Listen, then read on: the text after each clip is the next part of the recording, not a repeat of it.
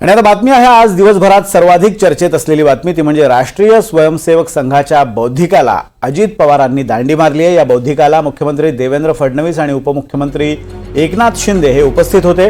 राष्ट्रवादी काँग्रेसच्या आमदारांपैकी केवळ राजू कारेमोरे यांनी या बौद्धिकाला उपस्थिती लावली। मात्र अजित पवार संघाच्या बौद्धिकाला गैरहजर असल्याने पुन्हा एकदा चर्चांना उधाण आलंय।